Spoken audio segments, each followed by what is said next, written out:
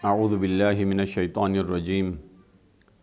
بسم اللہ الرحمن الرحیم وبہ نستعین وصلی اللہ علی محمد وآلہ الطاہرین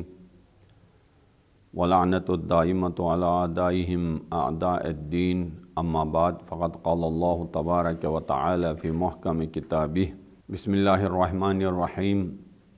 یا ایہا الذین آمنوا اذا لقیتم فئۃ فاثبتوا واذکروا اللہ کثیرا لعلکم تفلحون۔ ناظرین محترم، آپ کی خدمت میں سورہ انفال کی آیت نمبر 45 لے کے حاضر ہوئے ہیں، اور اگرچہ اس بارے میں گزشتہ نشست میں اور 2 نشستیں پہلے شب قدر سے پہلے والی نشست میں اس آیت کے بارے میں کسی حد تک گفتگو ہو چکی ہے، لیکن چونکہ قرآن کا ایک وہ سمندر ہے، قرآن کے مفاہیم کا ایک سمندر ہے کہ جس کی تہ تک قوہ سے فکر پہنچ نہیں سکتا ہے، اور وہ چشمہ ہے جسے پانی بھرنے والا کبھی اس کے مقدار کو کم نہیں کر سکتا ہے، اور وہ صحرا ہے جس کی انتہا تک کوئی پہنچ نہیں سکتا ہے۔ خطبہ نمبر 196 نہج البلاغہ میں مولا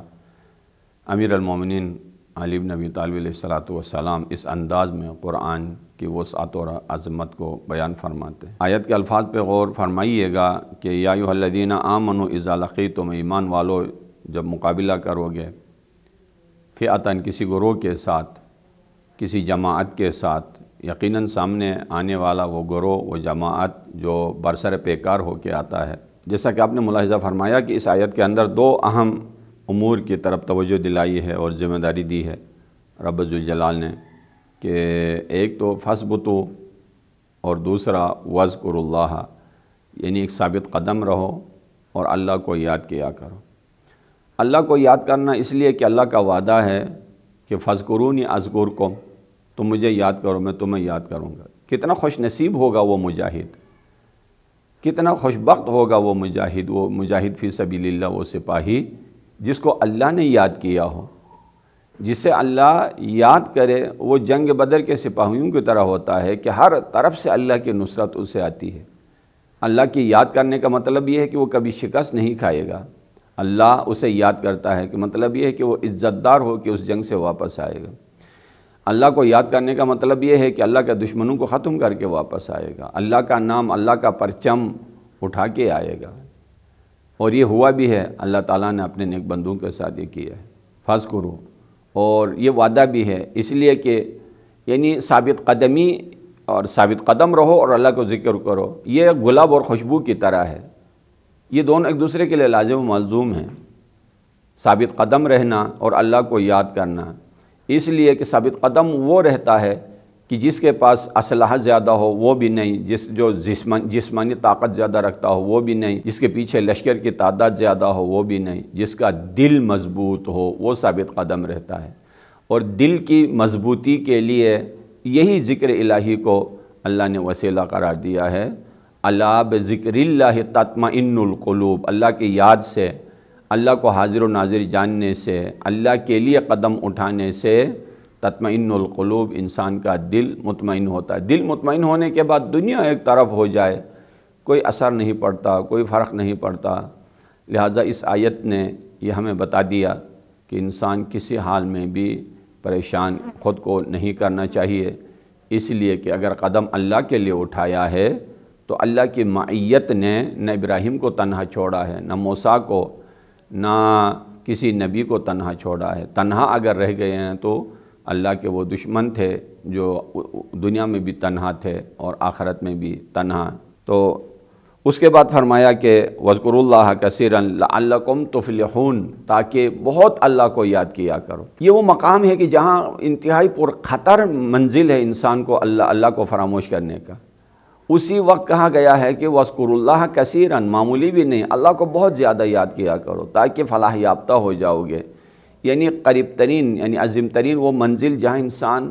اتنی تمناؤں اور آرزوں کے ساتھ میدان جنگ میں جاتا ہے کہ فلاح یافتہ ہو جائے، کامیاب ہو جائے، دشمن کو شکست دے، یہی منزل ہے۔ تو یہ اللہ نے یہ وسیلہ بتایا ہے کہ دنیاوی اسباب ضرور ہونے چاہیے اور ہاتھ میں اسلحہ ضرور ہونا چاہیے، لیکن مومن ہو تو بے تیغ بھی لڑتا ہے سپاہی، کافر ہو تو شمشیر پہ کرتا ہے بھروسہ، بے تیغ یعنی دل کے ذریعے اور اطمینان دل کے ذریعے اور ثبات قدم کے ذریعے اور توکل علی اللہ کے ذریعے۔ تو آپ کی اجازت سے اس آیت پر مختصر گفتگو کے بعد اگلی آیت کی طرف جاتے ہیں، جہاں پر اس سے بھی اہم ایک ذمہ داری اللہ نے مومنین کے اوپر سونپی ہے کہ جس کا تذکرہ گزشتہ آیتوں میں بارہا کہیں کہیں اس کا ذکر آ بھی چکا ہے۔ ابھی آپ کی خدمت میں آیت نمبر 46 جو قرآن مجید کی مشہور و معروف آیت ہے، جو اللہ تعالیٰ اپنے بندوں کو اپنی اطاعت کی طرف اور پیغمبر السلام کی اطاعت کی طرف پکارتا ہے، وہ آیت ہے وَأَطِیعُوا اللَّهَ وَرَسُولَهُ وَلَا تَنَازَعُوا فَتَفْشَلُوا وَتَذْهَبَ رِیحُکُمْ وَاصْبِرُوا إِنَّ اللَّهَ مَعَ الصَّابِرِینَ۔ یہاں فرمایا کہ اللہ کی اطاعت کیا کرو اور اللہ کے رسول کی اطاعت کیا کرو، اور وَلَا تَنَازَعُوا آپس میں جھگڑا نہ کیا کرو، فَتَفْشَلُوا کمزور ہو جاؤ گے، وَتَذْهَبَ رِیحُکُمْ تمہاری ہوا اکھٹ جائے گی، وَاصْبِرُوا ثابت قدم رہو، ان اللہ مع الصابرین اللہ ثابت قدموں کے ساتھ ہے۔ عزیزان من، آپ نے ملاحظہ فرمایا کتنی بڑی عظیم ذمہ داریاں اس آیت کے اندر مومن سپاہی مومن کو سونپی جا رہی ہیں۔ اطاعت وہ منزل ہے کہ جو عبادت سے بھی زیادہ سخت ہے۔ عبادت میں کبھی عادت کی شکل اختیار کر جاتی ہے عبادت، اذان ہو گئی بس جی چاہتا ہے کہ مسجد کی طرف جائے، ماہ رمضان آ گیا، چاند نظر آ گیا تو روزہ رکھنا ہے، موسم آیا تو حج پہ جانا ہے، رکوع سجود اور قیام تسبیح وغیرہ کچھ چیزیں عادت کے طور پر ہماری زبان پر ہمارے ہاتھوں سے جاری ہوتی ہیں۔ اطاعت کے لیے جگر چاہیے، اطاعت کے لیے نفس مطمئنہ چاہیے، بے خطر کود پڑا آتش نمرود میں عشق، یہ اطاعت ہے۔ اطاعت بہت سخت مقام ہے اور واجب بھی ہے، قیامت تک کہ ہر انسان کے لیے ہے۔ اطیعوا اللہ و اطیعوا الرسول، اور اطیعوا اللہ و رسولہ، اطیعوا اللہ و رسولہ و اولو الامر، اطیعوا اللہ و اطیعوا الرسول و اولو الامر۔ مختلف تعبیرات ہیں قرآن مجید کے اندر، اطاعت کا جملہ بہت یعنی کئی صورتوں میں آیا ہے، لیکن میں چاہ رہا ہوں کہ پہلے حدیث کی صورت میں چند اہم احادیث جو اطاعت کے بارے میں، فضیلت اطاعت کے بارے میں آئی ہیں، وہ آپ کی خدمت میں عرض کروں کہ ہمیں یہ معلوم ہونا چاہیے کہ یہ مقام کتنا بلند و بالا اللہ تعالیٰ نے رکھا ہے۔ تقریباً آپ کی خدمت میں عرض کروں کہ اطاعت کی اہمیت کے اوپر کوئی 26-27 احادیث جو ہم نے آپ کے لیے لکھ کے لایا ہے، ایک ایک کے اوپر ہم یعنی غور کریں گے۔ اطاعت بہترین تجارت ہے، فرمایا الطاعۃ متجر رابح، اطاعت میں کبھی خسارہ نہیں ہے، اطاعت میں فائدہ ہی فائدہ ہے، اس لیے کہ خسارہ دنیا سے مربوط ہے اور اہل دنیا سے مربوط ہے، یہ ان کا کام ہے۔ اہل دل اور اہل اللہ کبھی خسارہ نہیں کرتے ہیں، اس لیے کہ اہل اطاعت رضائے الہی اس کو صلے کی صورت میں ملیں گے۔ اہل اطاعت انبیاء کے ساتھ ہے، اہل اطاعت اولیاء کے ساتھ ہیں، جیسے کہ اہدنا الصراط المستقیم، صراط الذین انعمت علیہم، وہ انعمت علیہم کون ہیں؟ تو کہا کہ وَمَن يُطِعِ اللَّهَ وَالرَّسُولَ فَأُولَٰئِكَ مَعَ الَّذِينَ أَنْعَمَ اللَّهُ عَلَيْهِمْ، وہ کون لوگ ہیں؟ من النبیین والصدیقین والشہداء والصالحین، یہ چار اہل نعمت ہیں، اور اطاعت کرنے والے کا حساب کتاب انہی کے ساتھ ہوگا۔ وَحَسُنَ أُولَٰئِكَ رَفِیقًا، اس سے بڑھ کے اور کوئی خوش نصیبی کیا ہے، ان سے بڑھ کر بہتر دوستی کیا ہے؟ اور فرمایا کہ اطاعت فَإِنَّ الشَّرِيفَ مَنْ شَرَّفَتْهُ طَاعَتُهُ، یعنی شرافت وہ ہے کہ جس کو اس کی اطاعت نے شرافت بخشی ہو۔ لا حول ولا قوت، کیا قیمتی جملہ ہے کہ انسان اپنے شرافت کے اوپر دعویٰ تو کر سکتا ہے کہ میں اہل اطاعت ہوں، لیکن ثابت ہو جائے اس اطاعت کے عمل سے۔ اور فرمایا الطاعۃ اوفی حرز، اطاعت محکم ترین پناہ گاہ ہے انسان کے لیے، اس سے بڑھ کر مستحکم پناہ گاہ انسان کو میسر نہیں آ سکتی ہے۔ الطاعۃ ہے نا افضل ترین یعنی مضبوط ترین پناہ گاہ، اس پناہ گاہ میں آنے کے بعد انسان کو کبھی نقصان نہیں، کبھی خوف نہیں، کبھی حزن نہیں۔ یہ بہت ساری تشبیہات اور استعارات کی صورت میں بھی ہے۔ آگے فرمایا کہ طاعت اور خضوع و خشوع، اطاعت خضوع و خشوع کی دلیل ہے اور یہ اس کی خاصیت ہے، جس کے اندر یعنی اطاعت کی عادت ہو وہی آدمی خاضع ہوتا ہے، وہی آدمی اللہ کے حضور خاشع ہوتا ہے، اور خضوع و خشوع کی قیمت یعنی آیات الہی میں بہت مرتبہ اور بہت مختلف انداز میں بتایا گیا ہے۔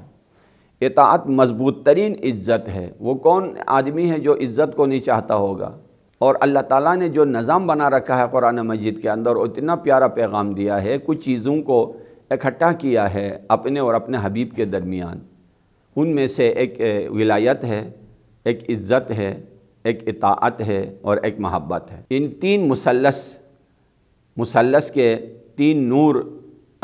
نورانی ارکان ان تین حقیقتوں کے اندر موجود ہیں۔ جہاں عزت کی بات آ گئی، وَلِلَّهِ الْعِزَّةُ وَلِرَسُولِهِ وَلِلْمُؤْمِنِينَ۔ جہاں اطاعت کی بات آ گئی، اطیعوا اللہ وَرَسُولُهُ، اطیعوا اللہ وَرَسُولَهُ وَأُولِي الْأَمْرِ، یہی تین افراد ہستیاں یہیں پر آ گئی ہیں۔ جہاں ولایت کی بات آ گئی، انما ولیکم اللہ ورسولہ والذین یقیمون الصلاۃ ویؤتون الزکاۃ وہم راکعون۔ جہاں محبت کی بات آتی ہے، قل ان کنتم تحبون اللہ فاتبعونی یحببکم اللہ، ہے نا، قل ان کنتم تحبون اللہ فاتبعونی، کہ میری اتباع کرو کہ اللہ تم سے محبت کرے گا۔ ان تمام چیزوں میں پس اگر یہ حقیقت ہے تو اللہ کی بندگی سے ہٹ کر اور رسول کی اطاعت سے ہٹ کر کوئی مائی کا لال نہ عزت والا نہیں رہ سکتا ہے، نہ ولایت کے سائے میں قدم اٹھا سکتا ہے اور نہ ہی عزت والا بن سکتا ہے۔ اطاعت نجات کا بہترین راستہ ہے، اور ساتھ میں فرمایا اطاعت بہترین عمل ہے، اور اسی طرح فرمایا کہ اطاعت تقوی کا سب سے بڑا سبب ہے، اور جمال العبد الطاعہ، اور انسان کی بندگی بھی اسی اطاعت کے اندر ہے۔ اور بھی بہت ساری احادیث ہیں، اور بطور نمونہ میں نے یہ احادیث آپ کی خدمت میں پیش کیا۔ اب آئیے کہ اس آیت کے اندر اس اطاعت کے علاوہ وہ کتنی اہم پیغامات ہیں قرآنی جو ہمیں اس سے عطا ہوتی ہیں۔ فرمایا وَأَطِیعُوا اللَّهَ وَرَسُولَهُ وَلَا تَنَازَعُوا فَتَفْشَلُوا، ایک دوسرے کے ساتھ آپس میں جھگڑا نہ کیا کرو، کمزور ہو جاؤ گے۔ واقعی ایسا ہی ہے، اگر کوئی آدمی کسی شریعت کے قائل نہ بھی ہو، کسی نبی کے قائل نہ بھی ہو، عام انسان عرفی مسائل میں بھی، حتیٰ وہ بے دین معاشرے کے اندر بھی، اگر چھوٹی موٹی باتوں پر اگر آپس میں کوئی جھگڑا تنازع وغیرہ ہو تو انسان ایک مسائل میں الجھنے کے بعد پھر اتنی کمزوری آتی ہے۔ کمزوری طاقت اس وقت ہے کہ جب سب کی فکریں متحد ہوں، سب کی زبان متحد ہو، سب کی عقلیں ایک ساتھ ایک فیصلے میں اکٹھی ہوں، اس وقت طاقت آ جاتی ہے۔ اما افراد لاکھوں کی صورت میں ہو لیکن فکر منتشر ہو، سوچ منتشر ہو، تو یہ سب کے سب بکھر جاتے ہیں۔ اور ساتھ میں فرمایا کہ وَلَا تَنَازَعُوا، منازعہ نہ کیا کریں۔ اردو ترجمے میں لکھا جاتا ہے تنازع نہ کریں کا مطلب یہ ہے کہ جھگڑا نہ کیا کرو، لیکن اصل لطف اور مزہ اس وقت آتا ہے جب اس ہر لفظ کی گہرائی کے اندر جائیں، چونکہ قرآن ہے اور قرآن کی گہرائی اپنی جگہ ہے۔ نزع کہتے ہیں کسی چیز کو بنیاد سے اکھاڑ دینا، مثلا کہ سنگین پتھر ہے جو مٹی کے اندر دفن ہے، اسے اگر آپ اکھاڑ دیتے ہیں تو کہتے ہیں نزع۔ اب وہ پتھر اپنی جگہ برقرار نہیں رہے گا، اگر ڈہلوان ہے تو نیچے چلے جائے گا۔ اور اسی طرح اگر درخت ہے، پودا ہے، جب آپ اس کو جڑ سے اکھاڑ دیتے ہیں تو کہتے ہیں نزع، آپ نے اس کو جڑوں سے اکھاڑ دیا۔ تو یہ جھگڑے کو آپس کے اختلافات کو تنازع اس لیے کہتے ہیں کہ ہر گروہ جو آپس میں ایک دوسرے کے مقابلے میں آیا ہے، ایک گروہ دوسرے گروہ کی جڑوں کو اکھاڑنا چاہتا ہے، اور اس طرف کا گروہ اس طرف کے گروہ کو جڑوں سے اکھاڑنا چاہتا ہے۔ جڑوں سے اکھاڑنا یعنی تباہ کر دینا، جڑوں سے اکھاڑ دینا یعنی برباد کر دینا۔ اب درخت جب تک جڑیں مضبوط ہیں تب تک مضبوط ہیں، جب تک جڑیں اس کی زمین پر ہے تب تک وہ درخت ہے، طوفان بھی اسے نہیں ہلا سکتا ہے۔ لیکن جب اس کے جڑ اکھڑ جائیں گے اور زمین میں اس کی ثبات کم ہو جائے گی تو ہلکی پھلکی ہواؤں سے بھی وہ گر جائے گا۔ یہ کمزوری ہے۔ گویا انسان بھی ایک قسم کا ایک شجر ہے کہ اس کی جڑیں مضبوط ہیں اس وقت کے اس کے صلہ رحمی کی جڑیں مضبوط ہو، ایمان کے اور بہت سارے اخلاقی مسائل کی جڑیں اگر مضبوط ہو تو یہ انسان اس کے ساتھ کوئی مقابلہ نہیں کر سکتا ہے۔ فَتَفْشَلُوا، کمزور ہو جاؤ گے، وَتَذْهَبَ رِيحُكُمْ، اور تمہاری ہوا اکھڑ جائے گی۔ ہوا اکھڑنے کا یہ جو تعبیر استعمال کی گئی ہے یہ بہت پیاری تشبیہ ہے کہ ہوائیں ایسی ہوتی ہیں کہ کبھی انسان کو ثبات بخشتی ہیں اور کبھی انسان کو بے چین کر دیتی ہیں۔ کبھی کہیں ٹھہرنے کے لیے ہوائیں ہی مدد دیتی ہیں اور کہیں یعنی ٹھہرنے بھی نہیں دیتی ہیں۔ یعنی ہوا اکھڑ جائے کہ مطلب یہ ہے کہ یعنی پراکندہ ہو جاؤ گے، یعنی کسی کام کے نہیں رہو گے، کسی کے ساتھ مقابلہ نہیں کر پاؤ گے۔ لہٰذا یہ تمام ذمہ داریاں کن کے اوپر آتی ہیں؟ جو اطاعت اللہ سے اور اللہ کے رسول کی اطاعت سے خود کو پیچھے کرتے ہیں۔ اور اگلی ذمہ داری اس آیت کے اندر وَاصْبِرُوا ہے، ثابت قدم رہیے، ان اللہ مع الصابرین، اگر ثابت قدم رہو گے تو اللہ تمہارے ساتھ ہیں۔ یہ عجیب ہے، پہلے شرائط بتائے ہیں، اگر وہ شرائط پر انسان پورا اترے گا تو ان اللہ مع الصابرین، یہ ہر کسی کے لیے نہیں ہے، ان اللہ مع الانسان نہیں ہے، ان اللہ مع یعنی ہر کسی کے ساتھ نہیں ہے، ان اللہ مع الصابرین یعنی صبر ہونا شرط ہے اللہ کی معیت کے لیے، اور صبر یعنی ثابت قدم ہونا مراد ہے۔ صبر کی جو مثلا علماء کرام جو قسمیں بیان فرماتے ہیں، مصیبت میں صبر، اطاعت میں صبر اور عبادت میں صبر، سب سے عظیم ترین چیز یہی ہے کہ انسان میدان جنگ میں ثابت قدم رہے۔ اگر یہ ہو تو اللہ کی نصرت انسان کے اوپر اگر بہت ہی مختصر صحیح لیکن ہر صورت میں انسان اللہ اس کے اوپر یقیناً نصرت لے کر نازل ہوتا ہے۔ فرشتوں کا نازل ہونا یہی اللہ کی معیت ہے، باران رحمت کا نازل ہونا اللہ کی معیت ہے، دشمن کے دل پر خوف طاری ہونا اللہ کی معیت ہے، دشمن کثرت کے ساتھ ہونے کے باوجود بھی ان کی ہوا اکھڑ گئی اور بھاگ گئے سارا میدان چھوڑ کے، یہ اللہ کی معیت ہے۔ تو اس معیت کے لیے انسان کو بہت ساری شرائط کے اوپر اترنا پڑے گا، اور بس اس آیت سے ہمیں یہ پیغام ملا کہ اطیعوا اللہ و رسولہ، اللہ کی اطاعت اور اللہ کے رسول کی اطاعت دو، ولا تنازعوا، آپس میں جھگڑا نہ کیا کریں، اس کا نتیجہ یہ نکلے گا کہ فتبشلوا، کمزور ہو جاؤ گے اور تمہارا کمال بدل جائے گا، نقص کی طرف جاؤ گے، وتذھب ریحکم واصبروا، اور ثابت قدم رہا کرو۔ اس لیے کہ یعنی یہی انداز بیان قرآن مجید میں بعض جگہوں پہ ہے، فَإِن تَنَازَعْتُمْ فِي شَيْءٍ فَرُدُّوهُ إِلَى اللَّهِ وَالرَّسُولِ، اگر کسی بھی چیز فی شیء، کسی بھی معاملے میں، مسائل شرعی ہو، اختلافی ہو، مثلا اقتصادی مسائل ہوں، سیاسی مسائل ہوں، معاشی ہوں، معاشرتی ہوں، جب چھوٹی چھوٹی چیزوں میں بھی اللہ تنازع نہیں چاہتا ہے، اس کا حل قرآن اور سیرت رسول اور سنت رسول میں موجود ہے، یعنی آداب نماز کے مسائل سے لے کر مستحبات اور مکروہات سے لے کر مسجد میں داخل ہونے خارج ہونے سے لے کر بیت الخلاء میں جانے اور نکلنے سے لے کر کے مسائل کے اوپر بھی اختلاف ہے مسلمانوں میں، لیکن قرآن اور حدیث کے ذریعے اللہ نے فرمایا انہیں حل کریں۔ جب یہ مسائل حل ہو سکتے ہیں فرعی چھوٹے مسائل، تو یہ مسئلہ کیوں حل نہیں ہو سکتا ہے کہ بعد از پیغمبر اسلام علیہ السلام خلیفہ بلا فصل کون ہیں، جانشین برحق کون ہیں، حجت خدا کون ہیں، اللہ کے ولی کون ہیں، کن کی اطاعت واجب ہے، اولو الامر سے مراد کیا ہے، کون کون ہستیاں ہیں، ان کے بارے میں پیغمبر اسلام نے کیا فرمایا ہے، ان میں قرآن سے بھی اس کا حل میسر آتا ہے، احادیث نبوی سے بھی اس کا حل میسر آتا ہے۔ کوئی ایسی بات نہیں ہے جس کے قرآن اور سنت و رسول اور یعنی فرمائشات پیغمبر اسلام کے ہوتے ہوئے یعنی یہ مسئلہ حل نہ ہو۔ تو تمام عالم اسلام سے ہماری یہی درخواست ہے کہ آئیے ان تمام مسائل میں انہی ماہ رمضان کو وسیلہ بنا کر اور ان قیمتی راتوں کو وسیلہ بنا کر ہم ان مسائل کو حل کریں کہ دشمن آج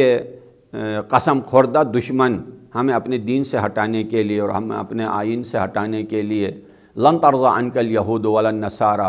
حتى تتبع ملتهم، یہ یہود و نصارہ کبھی بھی آپ سے خوش نہیں ہوں گے آپ کی سوچ سے، آپ کی ترقی سے، آپ کے اتفاق سے، حتیٰ تتبع ملتہم، جب تک کہ ان کے ہاں میں ہاں نہ ملاؤ گے، جب تک ان کے عقیدے کو اپناؤ گے نہیں، جب تک ان کے پالیسیوں کو اپناؤ گے نہیں، جب تک ان کے آئین پر چلو گے نہیں، یہ تم سے کبھی راضی نہیں ہوں گے۔ یہ حالت کیوں پیش آنی چاہیے؟ اس سے پہلے آئیے ہم متحد ہو کے قرآن مجید کو اور سیرت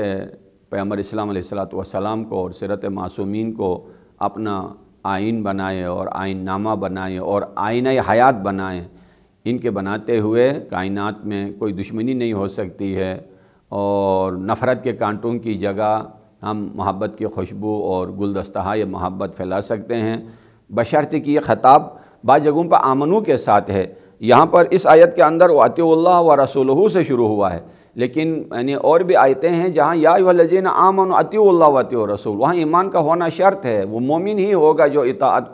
اطاعت رسول اور اطاعت الہی اور اطاعت الامر کا حق ادا کرے گا۔ جو اس کا حق ادا نہیں کرتا ہے وہ اس آمنو کے خطاب میں ہی نہیں آتا ہے۔ تو ہماری یہ کوشش ہونی چاہیے کہ اس ایمان کی چاشنی میں خود کو شامل کریں، اس دائرے میں، اس حلقے میں خود کو شامل کریں اور معاشرے سے بکھر نہ جائیں،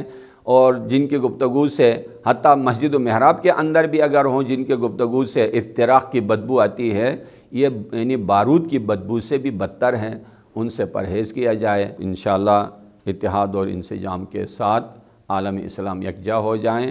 اور ترقی اور عزت اور کمال کی راہ پر اللہ ہمیں گامزن فرمائیں انشاءاللہ۔ والسلام علیکم ورحمۃ اللہ وبرکاتہ۔